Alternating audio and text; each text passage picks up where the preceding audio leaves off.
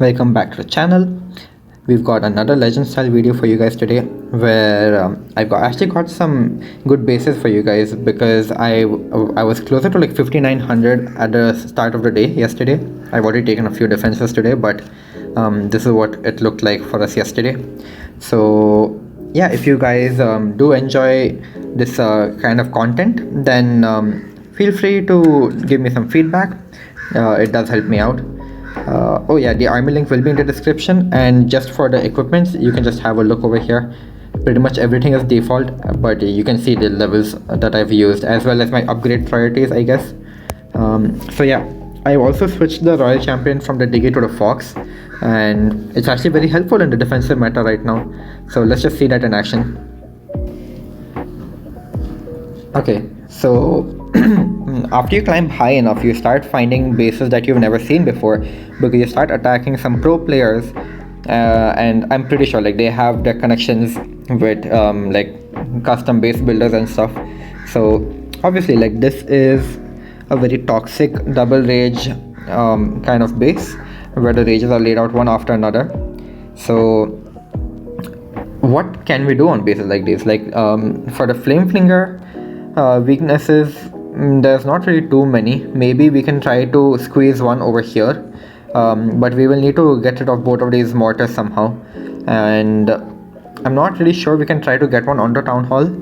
But again, like we just need to figure out like what weaknesses are there on this base and how we can try to exploit them with super bowlers.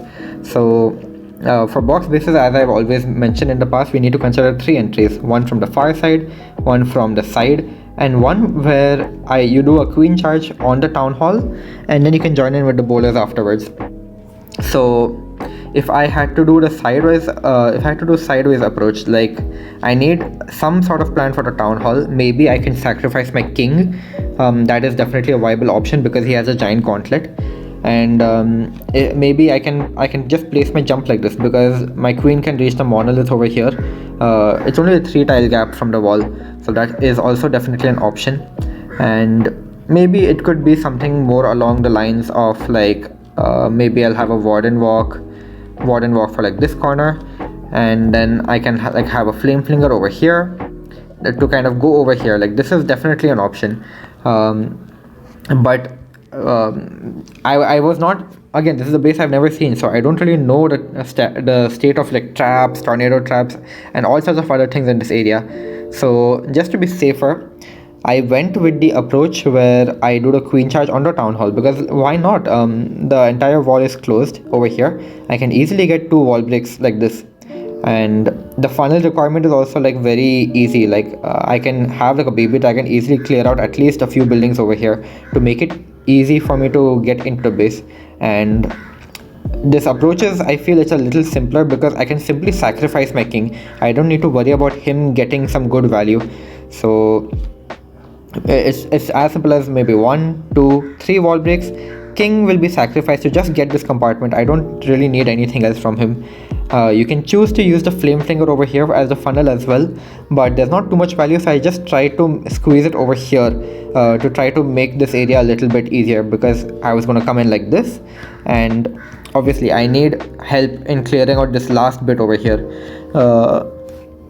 One more thing to note is that the heaviest area of damage is this area. Like there's 2 heavy areas, this and this, but note that I can pretty much tank this entire area with 1 skeleton spell. There's no multi-infernos in the area, and it's going to be very easy for me to kind of stay protected over there while I'm doing the queen charge, because there's even like air expos. So my queen is going to remain relatively safe coming in from back over here. I just need to quickly join the bowler and make sure that there's a lot of cross tanking, and I will also have to make sure that I get a wall break onto the monolith over here. Then that will allow me to place the jump over here to actually get access to this entire compartment and get bounces onto the ricochet cannons as I'm getting out over here. So it's a lot of things, a lot of information to consider. I know, but I just want to say that the solution is definitely not approaching from this side over here. We will need to use a log launcher if we want to do that, and it's very risky when you have 2 ricochet cannons. It's very easy that you start taking a lot of heavy damage very early, and this area is just going to try to force you to use your warden ability very early as well. So all in all, it's very toxic that way. And by the time you reach over here, because the town hall is left up as well, I cannot use a skeleton spell to tank all of these defenses. But now that I'm approaching from this side over here, after the town hall goes down, like as soon as the town hall goes down, I can just drop the skeleton spell and easily take care of 5 defenses over here. Maybe 1 or 2 of them will lock onto my queen, but nothing I can't handle but a well placed freeze spell. So let's just see that in action. You can see how I started shaping it up. As I was saying, like the flame flinger is doing its thing down there. The queen is doing her thing. The king is getting ready to get into this compartment. And yeah, I didn't have to use the third wall break over there actually, because it was an open corner. But you can see I've deployed the ice golem relatively early. I've dropped a skeleton spell as well, and that ice golem should freeze up over here very, very nicely. So that's also one thing you can do. You can just drop the ice golem and look at those bounces. Amazing. So one thing to consider for when you should be placing this wall break, I was just waiting for the king to clear all 4 of these buildings over here, so that basically if I drop a wall break over here, it should come and target this monolith because it is touching this building over here. If you want to take absolutely no risk at all, make sure to wait for the queen to clear this air defense over here. But you need to make sure that you drop the wall breaker before this monolith goes down, otherwise the wall breaker may not target it. Just something to consider. Because so the reason that you have to wait for the entire compartment to go down is, now if this, suppose like this air defense is still up over here and I drop a wall breaker from over here, it is likely going to target this wall somehow or the other, like that, rather than going for a monolith. So just be careful of that. And yeah, just you got to be really, really, really careful. The wall breaker made it, as you can see, because I placed it from the top left over here, and this is going to be some good access for our bowlers. Now I can just get some nice freezes into the core because I used my warden ability early to save my bowlers and force the healer transfer. But you can already see this is shaping up very nicely, and that royal champ with the spirit fox is, I think it's better than the diggy. You can see that she's able to take out more defenses without taking as much damage anymore.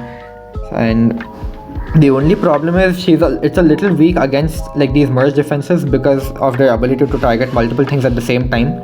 But it's just something that you're gonna have to adapt to. So try to time her well. Try to not throw her into merge defenses until you are sure like she can get through the area, or like she has some cross tanking basically. So just something to consider. But all in all, a good plan. The flame flinger did make this a bit easier. I think it took out at least one of the ricochet cannons. I'm not sure if it took out the warden statue, but all in all, a solid plan. This wall break on this monolith after the queen charge with the skeleton spell to tank the combination of the 5 defenses just made the entire plan for us. Like this jump over here was huge. So do consider spacing out your wall breakers appropriately. Do not be very hasty with them. Like I definitely waited for these compartments to fall. So those small things can make or break your attacks, and these are some tough bases you're going to start finding as you keep climbing. Be prepared for them. I hope you guys take these tips into account when you find tougher bases out there. Alright, on to the next one.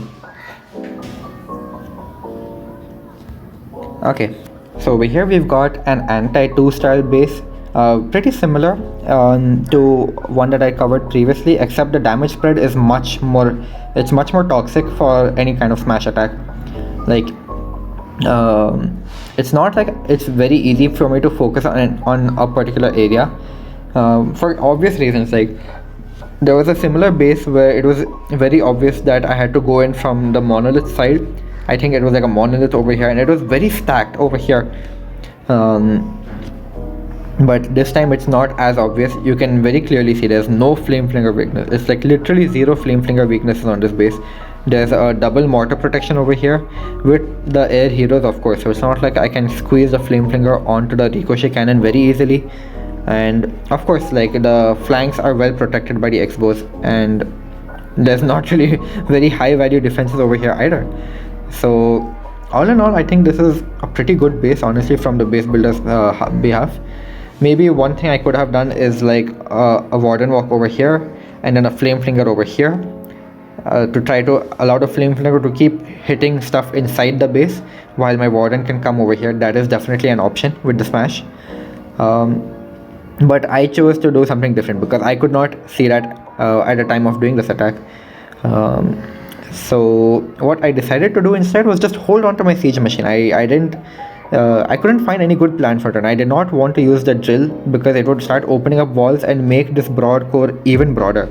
So I wanted everything to kind of relatively at least stay together and leak rather than leaking off. Hopefully stay within the core itself, because all the heavy defenses are in this core itself.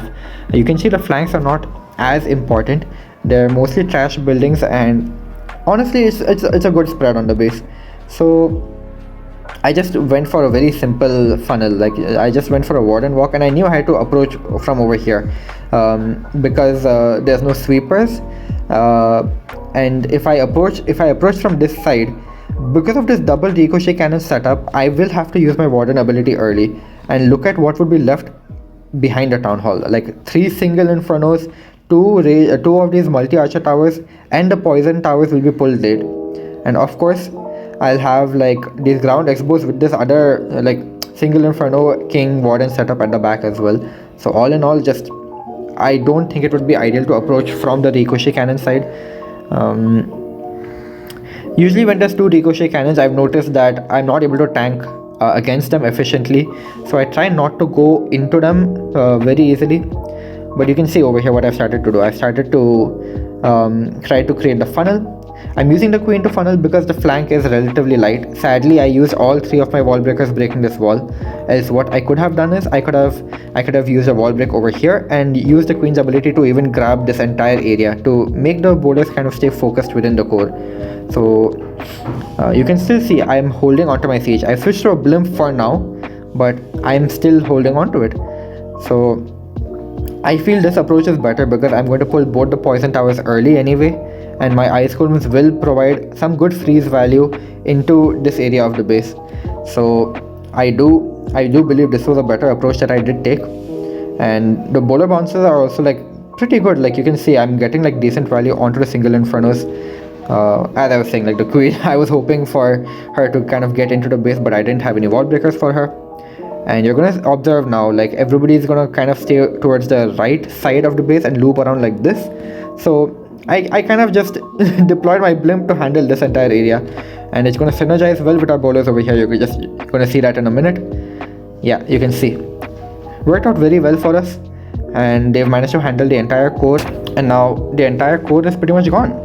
So yeah, like we still have the royal champion with that with that spirit fox. She should go invis in just a second as well, as she's about to start fighting the monolith, but no worries, we've got the yeti as well to help us out, and it's a good thing I saved the poison spell for these enemy heroes at the end. So pretty close one. Well placed Teslas at the ending as well.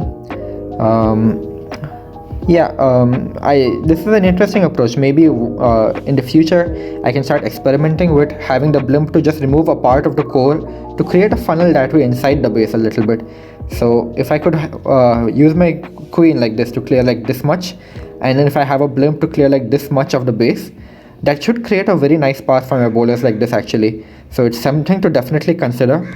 Like creating a deep funnel in the base with a blimp rather than depending on a flame flinger. So definitely a very interesting approach on a very broad core base, and you're going to find a lot of annoying ones where it's going to be difficult to try to squeeze that flame flinger in. But yeah, on to the next one. Okay, our next base is, I think I've seen this base a few times, but I've never really found a good crack for it. It's like a typical side-by-side rage kind of base, and most of the cracks that are of this type that I'm seeing nowadays involve somehow dealing with the town hall in an isolated manner by either sacrificing your king or a siege machine, and basically charging your bowlers from the side. And it depends on like somehow getting access. Like if I can get a jump like this, it gives me ranged access to this area of the base, and if I can do that, I can get some good bowler bounces onto this side, which should allow my heroes to come around this way and help finish up the base. So you can see why it's a little difficult, because all the walls are open on all the entry points. Like we have open corners over here, open corners over here, and open corners over here. So very difficult entry for super bowler smash on bases like this. But I find that on box bases, right? Like usually the damage is spread on the sides of the base. So that actually encourages us to use the queen to funnel if we want to approach from the side like this.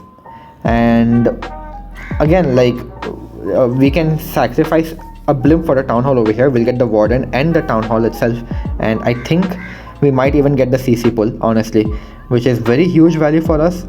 So let's just see that in action. While we see it in action, I'll also explain why it's not ideal to try to approach maybe with like a queen charge on the town hall, and why it's going to be difficult to enter from over here. But it should be pretty self-explanatory, right? Like the walls are all open over here. It's going to be difficult to break any of this wall anymore, and try to create that very tight path to ensure that my bowlers come back to join with my queen. So I did not want to take that chance, and even if I do so, it's like I'll maybe get a jump over here, and it should work if I get the funnel down. But again, it's very risky, so it's something I didn't want to do. And you can see I've just done that. Like I've just done the Yeti blimp very early because it's far enough from the warden that it wouldn't pull the warden aura. And yeah, we're just gonna wait a bit. As soon as this wizard tower falls, we can start with our smash as well. And you can see like I'm deploying the queen over here. Hopefully she can clear out like a few buildings like this to push my smash in like this. And okay, yeah, I almost forgot why we can't enter from over here. Because if I do my warden walk like this, even if I somehow funnel out this area, maybe it's going to be obviously very difficult. Like I obviously cannot use a flame flinger. So even if I somehow manage to get the funnel for my bowlers to walk into this edge over here, getting wall breakers to break these walls are going to be very difficult, because I'm going to have to wait until the point that these merged defenses go down. Otherwise the wall breakers will target these intersections over here instead. And even then, even if I manage to break this wall, it's like I will have to just wait for so long that my bowlers are going to end up passing around weirdly over here, rather than going forward, and they're going to trigger both the rage towers, and it's just going to be very toxic for us to deal with. I don't want to do that approach on bases which have side-by-side rages like this. So I feel like it was better that I did something like this instead. So let's just see how it works out for us. I just sacrifice my titan to get rid of the archer CC over here. So it's just going to be our bowlers and our king going into the court. And you can see over here like everybody's set up to walk through the corner. I've got a wall breaker going for this rage tower over here. The titan stole a few healers, but it's all good. It happens sometimes. The healers should come back really soon. And I just popped my warden ability early. Why not? Because like I would like to keep everybody raged up and healed up, I should say, more importantly. So popping the warden ability early forces the healer transfer to my bowlers over here. And earlier they were not getting healed as much, and you can see this is shaping up relatively well. Like my queen went down, but my fox is nicely combining. I used a skeleton spell to tank the king and get a headhunter down. That's one more trick that you guys can use. If you just drop the skeleton spell far enough to tank the enemy king, you can definitely get a headhunter down over there. So it's either a yeti or a skeleton spell for tanking the enemy king. Do keep that in mind. And now the spirit fox is just amazing. Like you can hide against enemy heroes. Overall it's just really good value, and it is shaping up pretty well. It's going to come very close, because my bowlers were stuck on this wall for some reason for a very long time. But you can see like she's just going to keep going invisible. The spirit fox is low health, but all in all I think the royal champion is doing an amazing job over here. And now because it's all single target defenses, she should go invis once again, despite of the fox being low in health. And she should take the archer tower down, the expo down, and this should be a good finish for us. Yeah, those cleanup troops are definitely very helpful as well, coming very close. But it's just great that we're using the spirit fox over here, honestly. So I'm just going to speed up this ending, and we can get into one last attack for you guys. All tough bases, all requiring very complicated tricks, I'm well aware, but you have to think out of the box a bit. If you find box bases, just consider 3 approaches. Can you queen charge the town hall? What is the access into the heaviest part of the core? If you go in from the side, can you get access to get some good bounces onto the second rage tower? If you come in from the far end, is it possible for you to save your warden ability for later and then still somehow get the town hall? Just consider these few things when you're approaching box bases, and I'm sure that you can start doing much better on them. Yeah, let's just get on to the next one. Okay, for our last base over here as well, we've got another box base, but I'm pretty sure this is like trying to stop root riders as much as possible with the kind of teaser style setup it's got going on over here. And of course, like we've got like these compartmentalized, vertically compartmentalized things over here on this side. So once again, few things to consider. Entry from the far side, entry from the side, and is it somehow possible to enter from the town hall itself? So once you consider these three things, I'm sure you can start analyzing things for yourself as well. Entry from this side is going to be difficult for many reasons. I'm not saying it's not impossible, do keep that in mind. I'm just saying it's going to be difficult because what we can definitely do if we start thinking about that is a warden walk over here, maybe a flame flinger over here, 2 multi-infernos, great value, honestly. We can have a wall break over here, and then we need to ensure that all of these buildings are cleared, and we need to get our next wall breaker in before these air defenses go down. That way we can actually target the wall over here, and perhaps we can, if we throw in 2 wall breakers at the same time, they will both target this wall. One of them will break this wall and one will break the eagle wall, and even then, like, we have this entire broad compartment to go through if we go in from the far end. So we just need to hope that the flame flinger reaches this air defense by then, and maybe we can let our troops kind of roam over here a little bit and then place our jump like this. That is definitely a viable option. I'm not saying it's not, it's just very risky because look at look at the amount that we have to deal with over here, and this is at the very end of the base as well. So if you want to try that out, you can definitely go for it. I've just found a more convenient crack that I feel is much better, because with bowlers I believe like you should try to target the heaviest areas as early as possible. So keeping that in mind, if I had to approach from the side over here, it wouldn't be a good approach because nothing can really reach the multi infernos, not even the queen, and I would be forced to kind of like jump back towards the town hall over here, and honestly it's just a lot of fire from both the sides, and we can only choose to access one of them, not both of them. So obviously approaching from the side is not the best option, at least into this area. So the other option that I was talking about is somehow approaching the town hall directly itself, because note that literally like maybe 80% of the damage is located right over here, especially considering this poison and rage tower setup that we have in the core over here. So what I can do is the flame flinger, like this is definitely a very good spot for a flame flinger. I can remove 1 multi inferno, and that's honestly like so much, because it's like in terms of the base itself, it's like removing this much for me, which is a good chunk. So I can just have a warden walk going on over here, and I can just start my bowlers literally right over here, and I don't need to deploy every hero. I can maybe save my queen to deploy her over here to kind of force my bowlers to go in like this. So I can just literally spam my queen, maybe my royal champion over here to kind of help out with this area really quick, and I can place a jump spell over here because the queen and the royal champion can start helping out over here. Royal champion can start going in over here. Warden will have cleared this much, and honestly I can get some insane bowler bounces over here, especially from behind the base, because looking at how it's laid out, I'm pretty sure nobody expects bowlers to go in like this, literally like that. So let's just see it in action. It's a very risky plan. You're gonna have to be very tight on your warden ability timing, but overall it should be a fun one.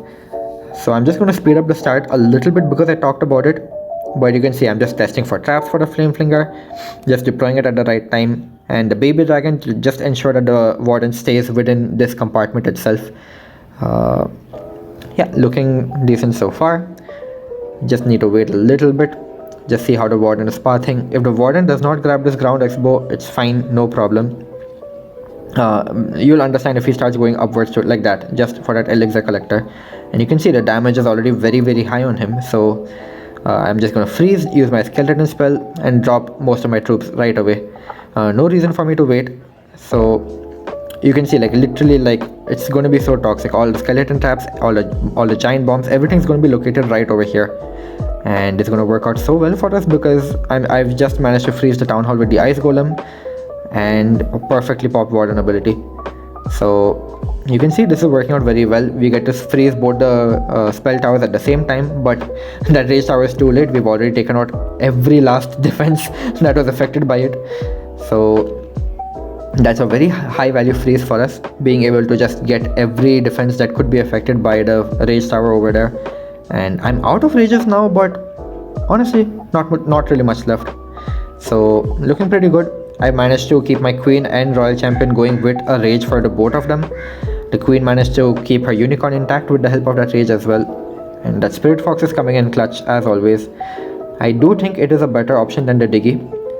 And as I was saying, like, this jump over here is going to help us recombine, and the spirit fox with the royal champion is just going to combine so well with these bowlers. She's going to remain hidden practically the entire time through this area, and I still have my queen ability saved up as well, remember that. So this backend is not a problem for us at all, and my flame fling has only just now popped.